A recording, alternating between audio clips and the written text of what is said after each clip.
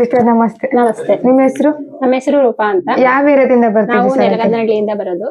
ಎಷ್ಟು ದಿನವಾಗಿ ಸರಾಕೆರೆಗೆ ನಾವು ಬಂದ್ರಿ? 1 ತಿಂಗಳಿಂದ ಬರ್ತಾ ಇದೀವಿ.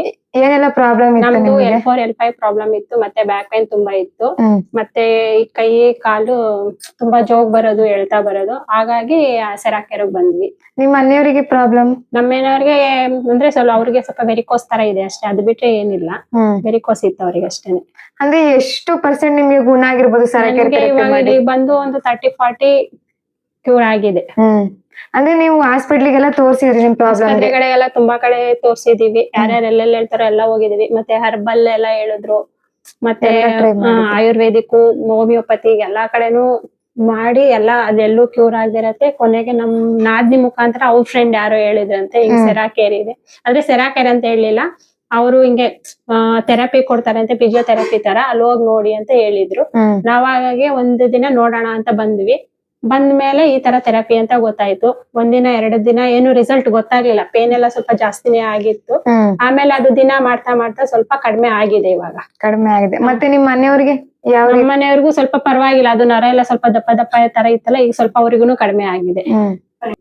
ಇವಾಗ ನೀವ್ ಹೇಳಿದ್ರಿ ಸರಾಕೆರೆಗೆ ಬಂದು 2 ಡೇಸ್ಗೆ ಥೆರಪಿ ಮಾಡಿ ನೋವು ಜಾಸ್ತಿ ಆಯ್ತು ಅಂತ. ನಿಮಗೇನು ಭಯ ಅನ್ನಿಸ್ಲಿಲ್ವಾ? ಇಲ್ಲ, ಭಯ ಆಗ್ಲಿಲ್ಲ. ಯಾಕೆಂದ್ರೆ ನಾವ್ ಅಲ್ಲಿ ಬಂದು ದಿನಾನೇ, ಮೊದಲನೇ ದಿನಾನೇ ಅಲ್ಲಿ ಇರೋಂತ ಸಿಬ್ಬಂದಿ ವರ್ಗದವ್ರು ಹೇಳ್ತಾರೆ, ಇಲ್ಲಿ ಬಂದ ದಿನಾನೇ ಈ ತರ ನೋವಾಗುತ್ತೆ, ಲೂಸ್ ಮೋಷನ್ ಆಗುತ್ತೆ, ಅಥವಾ ಯೂರಿನ್ ಜಾಸ್ತಿ ಹೋಗುತ್ತೆ, ಹೆಡ್ಏಕ್ ಬರುತ್ತೆ ಅಂತ ಮುಂಚಿತವಾಗಿ ಅವರು ಹೇಳಿರ್ತಾರೆ. ಹಾಗಾಗಿ ನಮ್ಗೂನು ಏನಂತ ಭಯ ಏನ್ ಆಗ್ಲಿಲ್ಲ.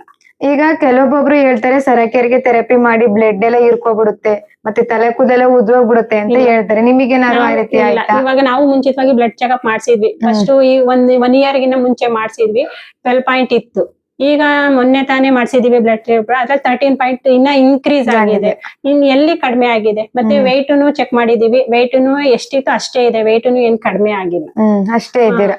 ಅಷ್ಟೇ ಇದೀವಿ. ಅಂದ್ರೆ ಇದು ತಗೊಳಕ್ ನಿಮಿಷ, ಇವಾಗ ನೀವು ಹಾಸ್ಪಿಟ್ಲಿಗೆಲ್ಲ ಹೋಗಿದೀರಾ ಅಂತ ಹೇಳಿರಿ, ಎಷ್ಟು ಖರ್ಚು ಮಾಡಿರ್ಬೋದು ಅಲ್ಲಿಗೆಲ್ಲ? ಅಲ್ಲಿ ಇಷ್ಟಿಷ್ಟು ಖರ್ಚಾಗುತ್ತೆ ಅಂತ ನಾವ್ ಲೆಕ್ಕ ಇಟ್ಕೊಂಡಿಲ್ಲ. ಆದ್ರೆ ಹೋದಾಗೆಲ್ಲಾನು 2,000, 3,000, 4,000 ಆ ತರ ಖರ್ಚು ಆಗ್ತಾನೆ ಇತ್ತು.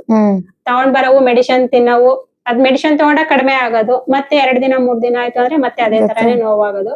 ಬಟ್ ಇಲ್ಲ ಅಂದ್ರೂನು 1 ತಿಂಗಳಿಗೆನೆ ಒಂದ್ 30-40 ರೂಪಾಯಿ ಖರ್ಚು ಮಾಡಿದೀನಿ. ಅದೇ ಇದನ್ನ ಏನಕ್ಕೋಸ್ಕರ ತಗೋಬೇಕಂತ ಡಿಸಿಷನ್ ತಗೊಂಡ್ರಿ? ಅಲ್ಲಿ ಇವಾಗ ಬರೀ 45 ನಿಮಿಷ ಅಲ್ಲಿ ಥೆರಪಿ ಕೊಡ್ತಾರೆ. ಇವಾಗ 45 ನಿಮಿಷಕ್ಕೆ ಥೆರಪಿ ತಗೊಳ್ವಾಗ್ಲೇನೆ 30-40% ಕಡಿಮೆ ಆಗಿದೆ ಅಂದ್ರೆ, ಮನೇಲಿ ಇದ್ದು ಇನ್ನ ಜಾಸ್ತಿ ಮಾಡಿದಾಗ ಇನ್ನ ಜಾಸ್ತಿ ಬೆನಿಫಿಟ್ ಸಿಗುತ್ತೆ. ಮತ್ತೆ ಮನೇಲಿರೋ ಮಕ್ಳುಗಳು ಬರೋದಕ್ಕಾಗಲ್ಲ. ಈಗ ಮನೇಲಿ ಇರೋಂತ ಯಜಮಾನ್ರು ಅವ್ರದ್ದು ಕೆಲ್ಸ ಬಿಸಿಲಿ ಅವರುನು ಬರಕ್ಕಾಗಲ್ಲ. ಹಂಗಾಗಿ ಈ ಮನೇಲೆ ಇದ್ರೆ ಅವ್ರುನು ಇಲ್ಲೇ ಮಾಡ್ಬೋದಲ್ಲ ಅನ್ನೋ ಒಂದು ಕಾರಣಕ್ಕೆ ಮನೆಗೆ ತಗೊಂಡಿದ್ದೀವಿ. ಇದಕ್ಕೆ ಹಾಕಿರೋ ದುಡ್ಡು ಏನಾದ್ರು ಜಾಸ್ತಿ ಅನಿಸ್ತಾ ನಿಮಗೆ? ಇವಾಗ ಆಸ್ಪತ್ರೆಗೆ ಹೋದ್ರುನು ಆಪರೇಷನ್ ಅದು ಇದು ಅಂದ್ರೂನು ಅಲ್ಲೂನು ಕೊಡ್ತಾರೆ. ನಾವು ಇದರಿಂದ ಕ್ಯೂರ್ ಆಗುತ್ತೆ ಅನ್ನೋ ಒಂದು ನಂಬಿಕೆ ಮೇಲೆನೆ ನಾವು ಪರ್ಚೇಸ್ ಮಾಡಿದೀವಿ. ಈಗ ಹಾಕಿರೋ ಅಮೌಂಟ್ ಜಾಸ್ತಿ ಅಂತ ಅನ್ನಿಸ್ಬೋದು, ಆದ್ರೆ ಅದ್ರಿಂದ ಮುಂದೆ ಮಕ್ಳಿಗೂ ಎಲ್ರಿಗೂ ಯೂಸ್ ಆಗುತ್ತೆ ಅಂದಾಗ ಏನೂನು ಜಾಸ್ತಿ ಅಂತ ಅನ್ಸಲ್ಲ. ಈಗ ಸರಾಕೆರೆಗೆ ಬರ್ತಾರಲ್ಲ ಅಪ್ಪ ಅಮ್ಮ, ಅವರಿಗೆಲ್ಲ ಏನ್ ಹೇಳಕ್ ಇಷ್ಟಪಡ್ತಾರೆ? ಅವ್ರಿಗೆಲ್ಲ ಹೇಳೋದು ಅಷ್ಟೇ, ಅಲ್ಲಿ ಬರೋದ್ರಿಂದ ಬೆನಿಫಿಟ್ ಆಗುತ್ತೆ ಹೊರತು ಯಾವ್ದು ಲಾಸ್ ಆಗಲ್ಲ. ಯಾವ್ದೇ ಇವಾಗ ಬ್ಲಡ್ ಕಡಿಮೆ ಆಗುತ್ತೆ, ವೆಯ್ಟ್ ಕಡಿಮೆ ಆಗುತ್ತೆ ಆ ತರ ಎಲ್ಲ ಏನು ಇಲ್ಲ. ಬರೋದು ಈಗ ಫ್ರೀ ಕೊಡ್ತಾ ಇದಾರೆ ಅಂತ ಇದ್ ನೆಗ್ಲೆಕ್ಟ್ ಮಾಡೋದ್ ಬೇಡ. ಅದು ಬಂದು ಯಾವ ತರ ಥೆರಪಿ ಇದೆ ಅಂತ ನೋಡಿ ಬಂದು ಅಲ್ಲಿ ಅನುಭವ ತಗೊಂಡು ಮತ್ತೆ ನಿಮ್ ಜೊತೆಗೆ ಬೇರೆಯವ್ರನ್ನು ಕರ್ಕೊಂಡ್ ಬನ್ನಿ ಅಂತ ಹೇಳ್ತೀನಿ. ಇದನ್ನ ಕಂಡಿಡಿದ್ರಲ್ಲ ಅವರಿಗೆ, ಸೌತ್ ಕೊರಿಯಾ ಕಂಪನಿಗೂ ತುಂಬಾ ಥ್ಯಾಂಕ್ಸ್. ಅವರು ಅಲ್ಲಿಂದ ಇಲ್ಲಿ ಇಂಡಿಯಾದಲ್ಲಿ, ಅದು ಕರ್ನಾಟಕದಲ್ಲಿ ಎಲ್ಲಾರ್ಗು ಯೂಸ್ ಆಗ್ಲಿ ಅಂತ ಮಾಡ್ತಿದಾರಲ್ಲ, ತುಂಬಾ ಥ್ಯಾಂಕ್ಸ್ ಅವ್ರಿಗೆ. ಮತ್ತೆ ಸೆರಾಕೆರೆಯಲ್ಲಿ ಇರೋಂತ ಎಲ್ಲಾ ಸಿಬ್ಬಂದಿ ವರ್ಗದವ್ರಿಗೂ ತುಂಬಾ ಥ್ಯಾಂಕ್ಸ್. ಅಲ್ಲಿ ಬರುವಂತ ಎಂತ ಚಿಕ್ಕವ್ರು ಇದ್ರೂನು ಅಪ್ಪ ಅಮ್ಮ ಅಂತಾನೆ ರೆಸ್ಪೆಕ್ಟ್ ಕೊಟ್ಟು ಕರೀತಾರೆ. ಆದ್ರೆ ನಮ್ಗೆ ಅದೇ ಅರ್ಧ ಖುಷಿ. ನಮ್ಗೆ ಹಬ್ಬ ಬತ್ತು ಅಂದ್ರೂನು ಮನೇಲಿ ಇರ್ಬೇಕು ಅಂತ ಅನ್ಸಲ್ಲ, ಹೋಗ್ಬೇಕು ಅಂತ ಅನ್ಸುತ್ತಲ್ಲಿ.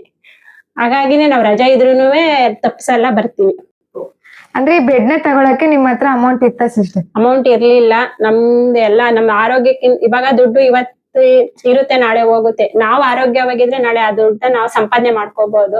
ಆರೋಗ್ಯಕ್ಕೋಸ್ಕರ ನನ್ನ ಹತ್ರ ಇದು ದುಡ್ಡು ಇರ್ಲಿಲ್ಲ, ಆದ್ರೂ ನನ್ನ ಹತ್ರ ಇರೋ ಒಡವೆನ ಇಕ್ಕಿ ಅದ್ರಿಂದ ಬಂದಿರೋ ದುಡ್ಡನ್ನ ನಾನು ಇದು ತಗೊಂಡಿದೀನಿ. ನನ್ನ ಆರೋಗ್ಯ ಚೆನ್ನಾಗಿ ನನ್ನ ದುಡ್ಡು ನಾನು ಆ ಒಡವೆನ ತಗೋತೀನಿ ವಾಪಸ್. ಅಂದ್ರೆ ಇವಾಗ ಆರೋಗ್ಯದ ಬಗ್ಗೆ ಏನ್ ಹೇಳಕ್ ಇಷ್ಟಪಡ್ತೀರಾ?